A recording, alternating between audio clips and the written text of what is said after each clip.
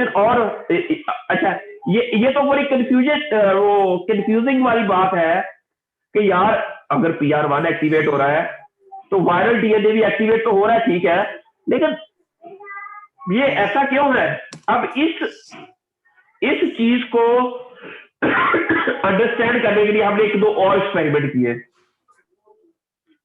जी sir. मेरी बात की समझ आ रही है कि ये it mean situation is more complex than what it appears. भी सिचुएशन को इतनी सादा नहीं है जो आपको लग रही है, ठीक है।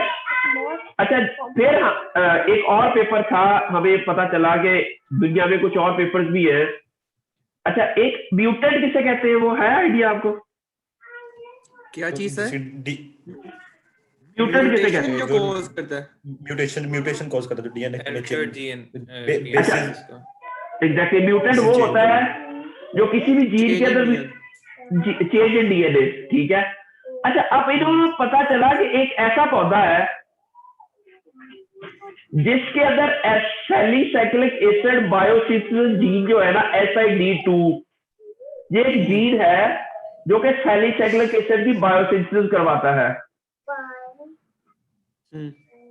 भी सैलिसाइक्लिक एसिड जो बनता है वो भी तो किसी से बनता है ना। जी सर। अच्छा, अगर सैलिसाइक्लिक एसिड बायोसिंथेसिस जीन जो है उसके अंदर म्यूटेशन आ जाए, मेरी बात की समझ आ रही है? जी सर। एक ऐसा म्यूटेंट जिसके अंदर जो मर्जी चाहे पैथोजन आए ना आए, लेकिन सैलिसाइक्लिक एसिड नहीं बन रहा, अब उसके अंदर क्या होगा अगर हम वायरस का अटैक करवाएं? तो क्या डिजीज सीवियर होगी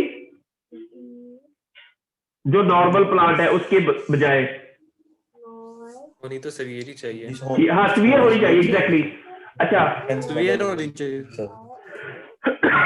लेकर इन्होंने ये कहा कि they do not show any enhanced susceptibility to cauliflower mosaic virus, ठीक है। मेरी बात की समझ आ गई आपको? SID2 म्यूटेंट यही कह रहा है ना कि सर ये अगर सैलिसाइक्लिक एसिड जो है उसको वो तो नहीं सर कोई यूज होना उसके लिए, ये कॉलीफ्लावर कोज करने के लिए, ये जो कॉलीफ्लावर मोज़ेक वायरस है भी इसके अंदर तो अब सैलिसाइक्लिक एसिड बन ही नहीं रहा। अब जिसके अंदर बन भी नहीं रहा और एक ऐसा पौधा जिसके अंदर नॉर्मल बन रहा है, नॉर्मल, दोनों की सूरत में प्लांट के अंदर डिजीज सिम्टम सेम है। अच्छा, सेम है, सही, सेम है। जिनके अंदर सैलिसाइक्लिक एसिड बिल्कुल नहीं बन रहा या जिसके अंदर नॉर्मल बन रहा है, ठीक है। अच्छा, अब ये तीसरी वाली सिचुएशन देखिए, नीचे वाली। Cauliflower mosaic virus fail to spread systemically in Arabidopsis mutant that constitutively express high level of salicylic acid. अच्छा, लेकिन वो म्यूटेंट जिसके अंदर salicylic acid all the time बनी जा रहा है, उसके अंदर कोई डिजीज नहीं आई। सही, मतलब उसमें रेजिस्टेंस ज्यादा हो जाएगी सर, उसके अंदर रेजिस्टेंस ज्यादा हो गई। नॉर्मली तो सैलिसाइक्लिक एसिड के जीन तब एक्टिवेट होते हैं जब पैथोजन का अटैक होता है, लेकिन अगर हम कॉलीफ्लावर एक ऐसा प्लांट हो जिसके अंदर सैलिसाइक्लिक एसिड पैथोजन आए या ना आए लेकिन ऑल द टाइम एक्सप्रेस होता रहे, या अंदर कॉन्स्टिट्यूटिव प्रमोटर, उसको हम ऐसा ट्रांसजेनिक प्लांट बना ले, उसके अंदर वायरस का अटैक नहीं होता। सही।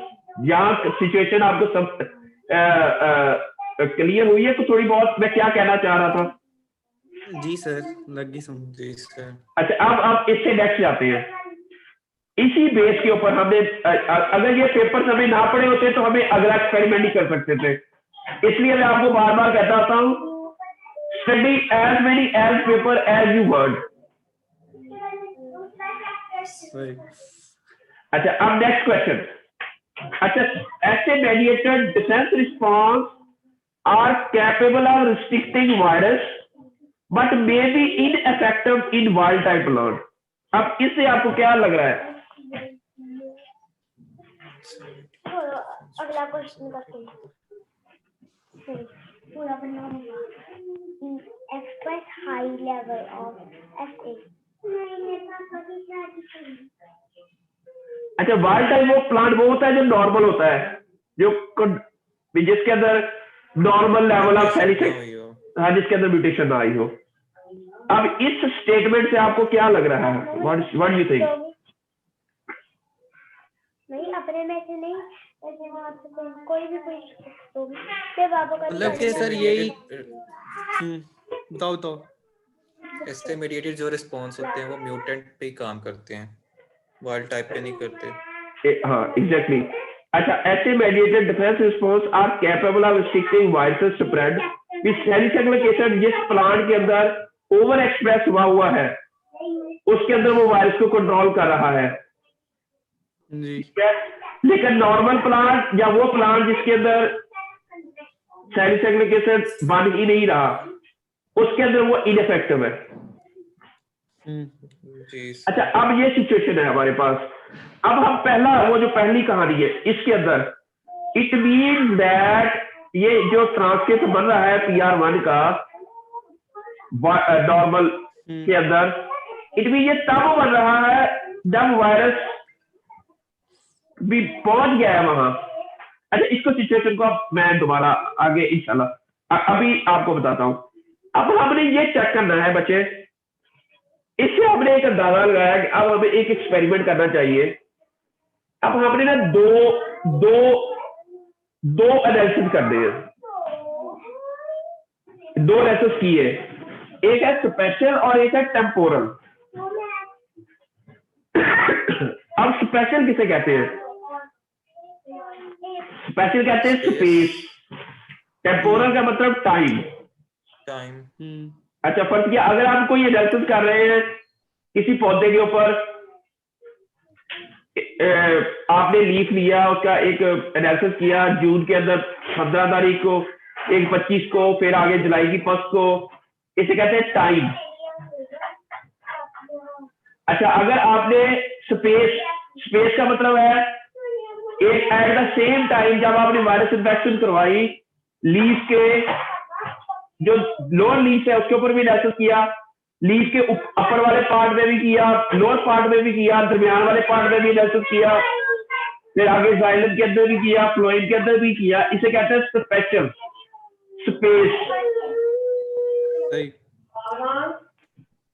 मेरी बात की समझ आ गई? जी सर। जी सर। अच्छा, अब हमने एक एक्सपेरिमेंट करना है। ये देखिए, यहां पर हमने वायरस को अटैक करवाया, ये जो चीज है, ये मेरी बात की समझ आ रही है आपको? जी सर। अच्छा, अब हमने वायरस का अटैक करवाया इधर। अच्छा, अब इसके हमने सेक्टर बनाए, इसे कहते हैं वायरस सबसे पहले किधर जाएगा? इस जगह जाएगा, स्प्रेड होगा, फिर इधर जाएगा लोकली, इस लीफ के अंदर स्प्रेड करेगा या उसके एडजेसेंट लीफ में जाएगा, उसके बाद फिर दूसरी जगह जाएगा। इसे आउट ऑफ सेक्टर कहते हैं। अब हमने देखना है कि यहां पर PR का और वायरस का टाइटर क्या है, यहां पर क्या है और यहां पर क्या है। तब हमें कुछ अंदाजा होगा कि ये हो क्या रहा है। मेरी बात की समझ आ रही है बच्चों? जी सर। पहले तो हमने टोटल लीफ लिए, क्रश किया, PR1 का लेवल चेक कर लिया, पूरा प्लांट के लीफ लिए और उसको क्रश किया, वायरस टाइटर भी रिमूव कर लिया और PR का एक्सप्रेशन भी, जो पिछला एक्सपेरिमेंट था। लेकिन यहां पर हमने ऐसा नहीं किया, यहां पर हमने ये किया, ये देखिए, अब ये इनोकुलेटेड एरिया है, ये इन सेक्टर 1 है, ये इन सेक्टर 2 है, ये आउट ऑफ सेक्टर है। मेरी बात अब ये देखिए, इनोकुलेटेड, ये वायरस टाइटर है। इनोकुलेटेड दे विच वायरस का टाइटर 9 दिन के बाद और 12 दिन के बाद, ये जो 9 दिन है ये 12 दिन है। यहां पर वायरस का टाइटर जो है 9 दिन के बाद और फिर 12 दिन के बाद थोड़ा सा ज्यादा हो गया। फिर इन सेक्टर 1 और इन सेक्टर 2 इन सेक्टर 1 के अंदर 9 दिन के बाद कुछ नहीं था, लेकिन 12 दिन के बाद वायरस जो है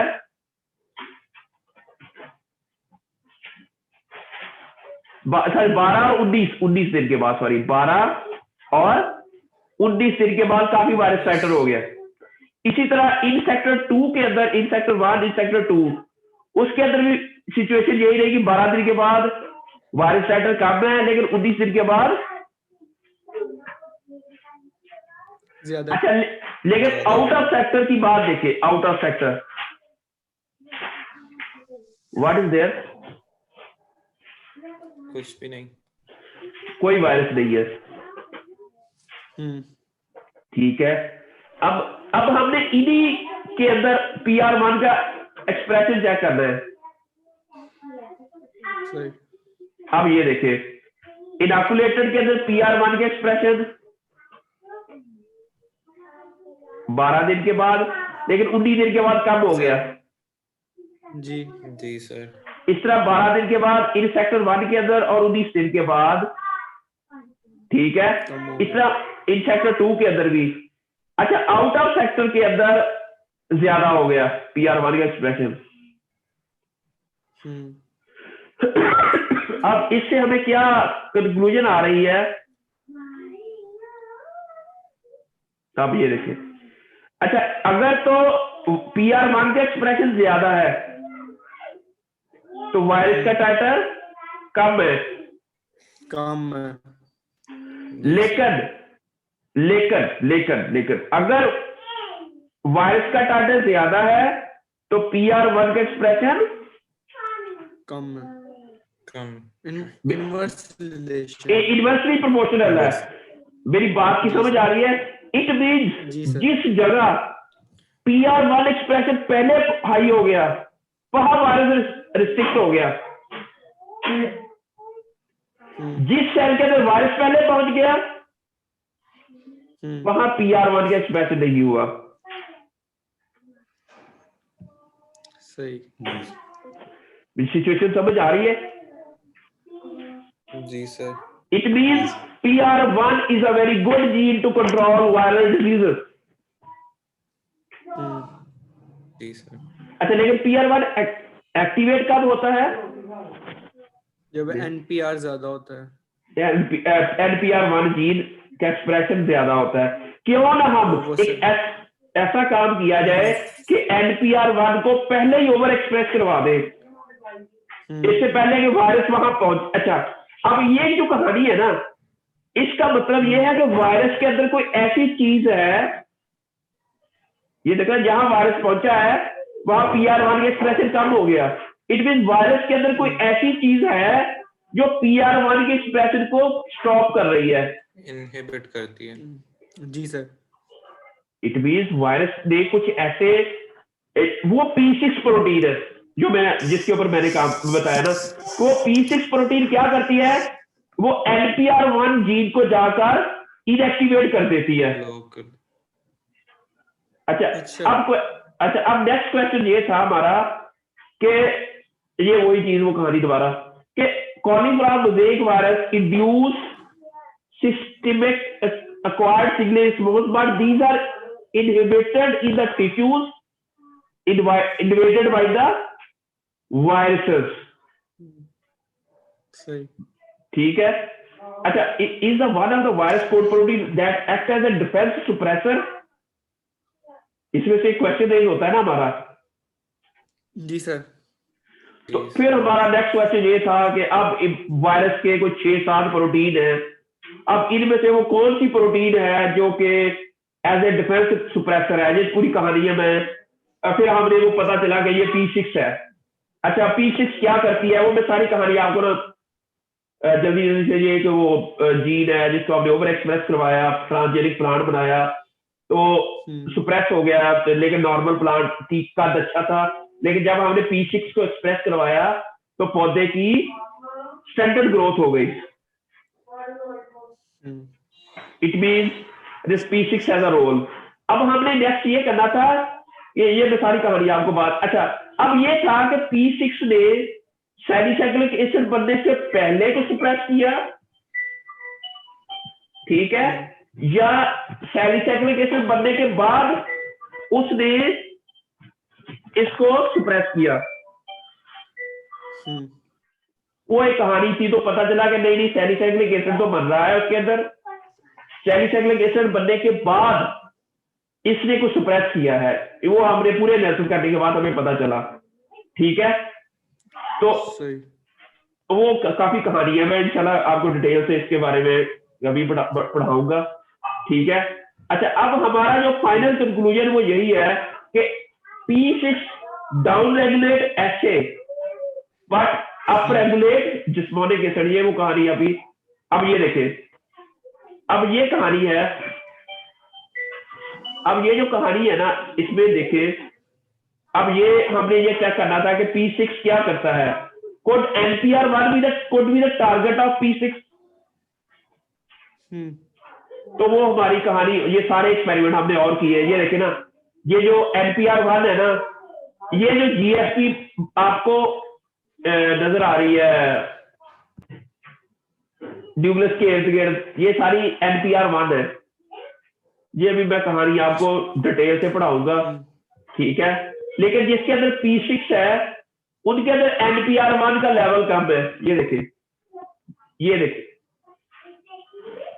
ये कि जो P6 वाला है उसके अंदर NPR1 जो है, मेरी बात की समझ आ रही है बच्चों?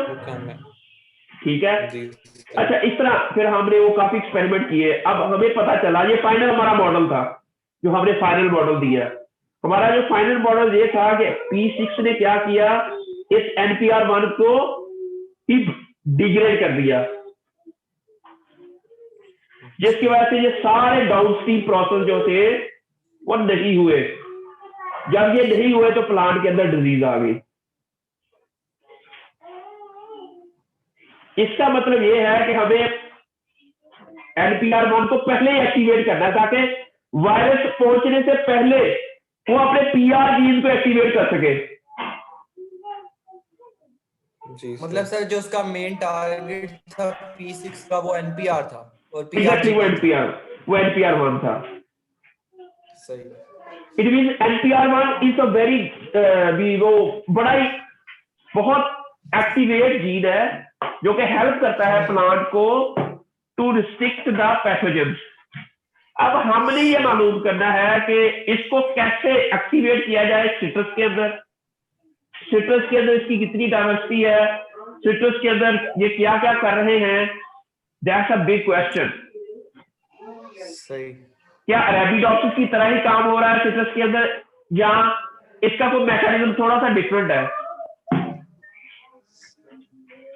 ये मैकेनिज्म तो अरेबिडोप्सिस के अंदर है, क्या सिट्रस के अंदर भी यही मैकेनिज्म है या इसका कोई मैकेनिज्म थोड़ा सा डिफरेंट है?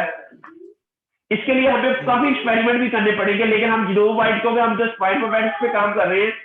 हम जो इनिशियल काम है वो कर लें, जब आपको इंशाल्लाह कोई अच्छी सी लैब्स मिलेगी या हमारे ये एक लैब्स को अच्छी सी आपके पास इंशाल्लाह फ्यूचर में, तो आप ये सारे एक्सपेरिमेंट में आपको बता रहा हूँ ना कि आप लोगों ने करने हैं इंशाल्लाह, आपको बड़ा मजा आएगा। मैंने जब ग्लासगो यूनिवर्सिटी में ये काम किया ना, मैंने निजी में भी PhD के दौरान इस तरह के काम करता रहा हूँ, तो यार बड़ा मजा आता था कि ये प्लांट्स है, मैं लाइव इन सारे जीन के एक्सप्रेशन को प्लांट के अंदर ना चेक करता होता था। और ये देखिए, ये फिर जीन एक्सप्रेशन को मैंने चेक करता था। और ये जो ग्रीन फ्लोरेसेंट प्रोटीन है, ये हमें NPR1 को एक ग्रीन फ्लोरेसेंट प्रोटीन के साथ टैग किया हुआ था। जहां जहां NPR1 सेल के अंदर मूव करती थी वहां पर ग्रीन लाइट देती थी, और इस ग्रीन लाइट को हम एक कॉन्फोकल लेजर स्कैनिंग माइक्रोस्कोप है उसके अंदर इसको हम डिटेक्ट करते थे। लाइव इमेजेस है ये। सही सही। और फिर ये क्लोन कैसे करते हैं, जीन क्लोनिंग कैसे होती है, ट्रांसफॉर्मेशन कैसे होती है, ये बड़ा इंशाल्लाह। आपको पता है फवाद चौधरी की कल परसों ट्वीट आई है कि आप मेडिकल कॉलेज में ना जाएं, आप बायोटेक्नोलॉजी को मेजर रखें। जी सर। Yes sir. वो वजह यही है। जी सर, बायोटेक्नोलॉजी वजह यही है कि फ्यूचर इसी का है। वाकई सर, ये मैं जो आपको पढ़ा रहा हूँ हमें ना ये समझ भी लग रही है, समझ आ रही है ना आपको? फ्यूचर इसी चीज का है। जी सर। सही सर। ये हमें ये जो पता लगा कि एनपीआर का मेजर फंक्शन क्या था, हमें पहले तो यही जानिए ना नहीं आप, पता था। इट मीन जो एंटी हाँ अच्छा, जी सर। और वो जो कोरोना की वैक्सीन तैयार की है ये कंपनी ने, वो बायोटेक्नोलॉजी की कंपनी है।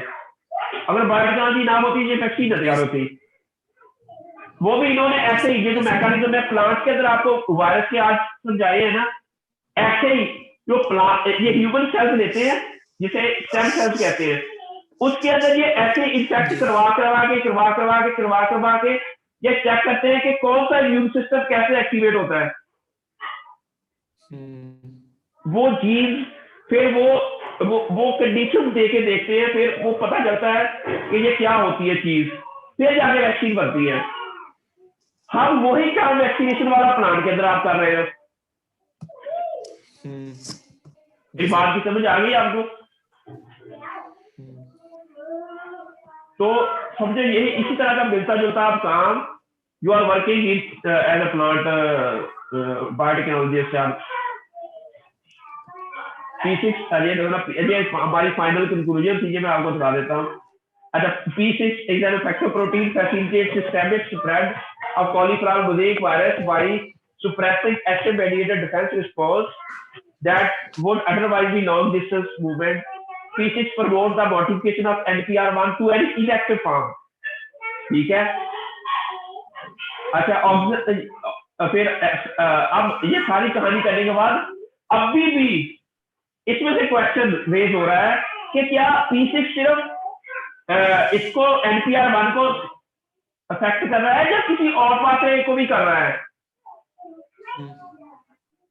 अच्छा, अगर P6 NPR1 पाथवे को ब्लॉक कर रहा है, इस NPR1 को ब्लॉक करने से प्लांट के और कौन कौन से पाथवे डिस्टर्ब हो रहे हैं? ये एक नया क्वेश्चन है रिसर्च का। सही। मेरी बात की समझ आई है? रिसर्च के अंदर रिसर्च है सर। रिसर्च यही है ना, अब स्टेटमेंट करना होती है रिसर्च। इसलिए तो मैं कहता हूँ आप अपना ना जिंदगी में एक ही टॉपिक पकड़ लें, उस टॉपिक के अंदर डीप से डीप जाते जाएं, यू विल एंजॉय। बिल्कुल sir. That's great. I hope whatever I want to convey the message to you, you understand. Yes sir. Thank you. I love that. तो और कोई क्वेश्चन है तो पूछ लें, नहीं तो फिर कल।